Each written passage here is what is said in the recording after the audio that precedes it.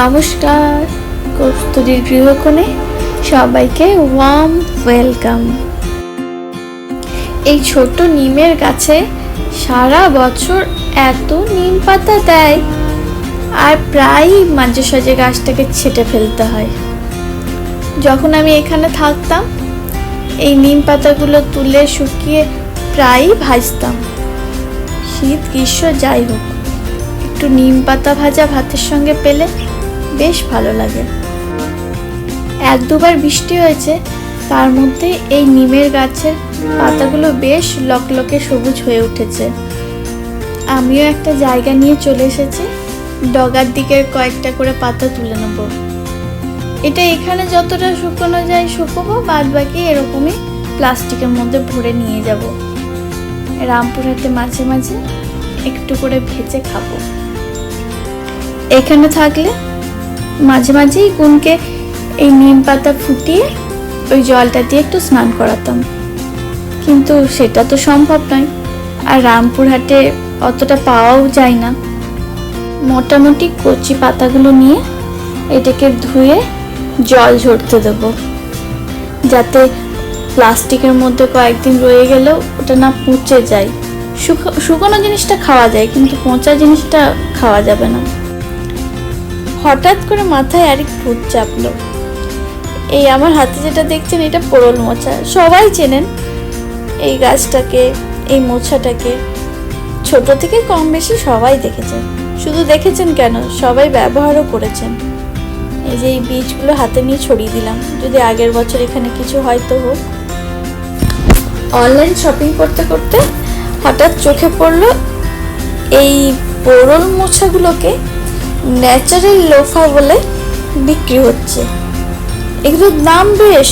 আমরা যেগুলো সাধারণত এই গাছের মধ্যে জড়িয়ে থাকা লতার মধ্য থেকে টেনে টেনে ছাড়িয়ে নিই, সেগুলোকেই এরা বেশ ভালো দামেই বিক্রি করছে।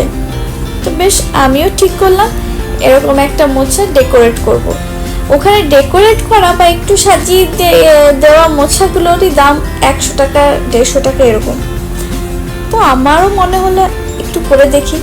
আর কিছুদিন আগে বেড়াতে গিয়ে আমি বেশ কয়েকটা তুলে এনেছিলাম, তার মধ্যে কয়েকটা ছাড়িয়েছি, আমি নিজেও ইউজ করি।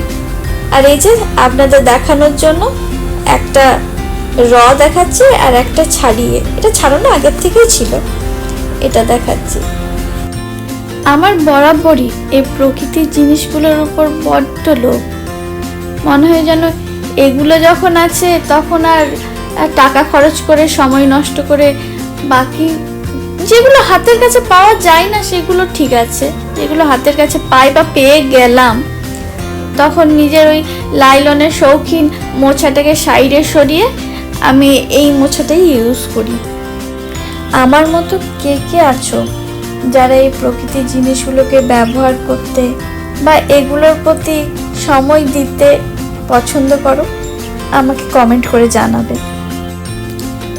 এই পোড়লটার শিরাটা বেশ শক্ত, মাঝখানটা কাটতে আমাকে বেশ বেগ পেতে হয়েছে। তাই এই নড়াটা দিয়ে মাঝের শিরাটাকে থেকলে থেকলে একটু নরম করে নিচ্ছি, যাতে পরে আমার সুবিধা হয়। এই কাণ্ড করতে করতে আমার দেরি হয়ে গেছিল। যাওয়ার কথা ছিল বাবার বাড়ি, গেছিলাম, কিন্তু সেখানকার আর কিচ্ছু ভিডিও করা হয়নি। তাড়াতাড়ি গেছি, আর বিশেষ করে গুণকে নিয়ে গেছি। আমি এইখানে এলেই আমার সমস্ত কাজ করতে পারি, যা ইচ্ছে যাই তাই করতে পারি। রামপুরহাটেও আমি তা পারি না, কারণ এখানে গুণকে রাখার জন্য মা বাবা সব সময় থাকে, আর গুণও আমার কাছে বেশি থাকে না, মা বাবার কাছেই থাকে। এই যে এত বীজ ছড়িয়ে ছিটিয়ে আছে, এগুলো রামপুরহাটে করলে নির্ঘাত তার 2-4টে ওর পেটে যেত, নইলে আমাকে একেবারে অস্থির করে রাখতো, একটা কিছু করতে পারতাম না। এখানে এখন গুণ ওর দাদু ঠাম্মার কাছেই আছে, সেই জন্য আমি নিশ্চিন্তে নিজের মতো কাজ করে যাচ্ছি।